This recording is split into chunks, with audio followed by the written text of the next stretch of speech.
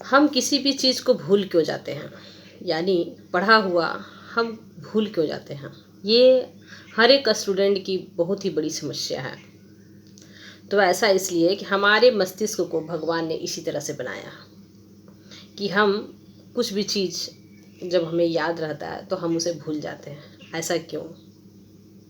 क्योंकि हमारे जीवन में बहुत सारी ऐसी घटनाएं घटती हैं, कुछ अच्छी और बुरी, और उन घटनाओं को हम हमेशा अपने मेमोरी में याद करके रखेंगे तो शायद हम बहुत डिप्रेशन में आ जाएंगे। शायद इसलिए भूलने का पावर जो है वो हमारे ब्रेन में भगवान ने दिया है।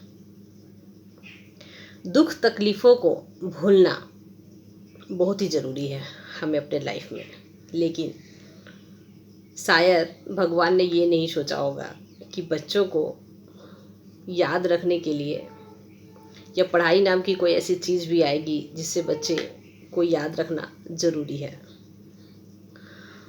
तो यहाँ मैं बता दूँ कि आप यदि कोई भी चीज़ को भूलते हो तो सबसे पहले आप अपनी मेमोरी को बढ़ाओ। मेमोरी को बढ़ा के आप अपने भूलने की प्रक्रिया को कम कर सकते हो। किसी भी चीज़ को जब आप पढ़ते हो, कोई भी सब्जेक्ट को, तो पूरे फोकस के साथ पढ़ो। ऐसा नहीं कि हम पढ़ने तो बैठ गए हैं और बगल में मोबाइल लेके बैठे हुए हैं या टीवी देख रहे हैं, तो आप कभी नहीं, ना ही उस सब्जेक्ट को समझ पाओगे, ना ही याद कर पाओगे। इसीलिए फोकस पूरे स्टडी में करो। दूसरा कि कभी कभी भी आप किसी भी सब्जेक्ट को पढ़ते हो, पहले समझो, उस सब्जेक्ट को समझो। समझने से क्या होता है कि आपको याद करने में बहुत ही आसानी होती है। चाहे आप 2 घंटा ही पढ़ो, पूरे दिन ना पढ़ के 2 घंटे ही पढ़ो, लेकिन पूरे फोकस के साथ पढ़ो।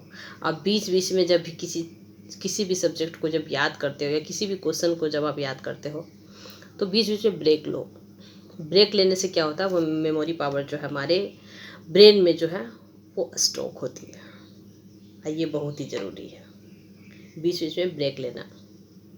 उसके बाद फिर आप पढ़ो, और कोई भी जब क्वेश्चन को आप याद करते हो तो एक दिन, दूसरे दिन, तीसरे दिन रिवीजन करते रहो। ऐसा इसलिए क्योंकि आपका मेमोरी पावर जो है आपके ब्रेन तक जाता है और आप किसी भी चीज़ को आप नहीं भूल पाओगे। इसलिए हम इस तरह से अपने भूलने की प्रक्रिया को ख़त्म कर सकते हैं।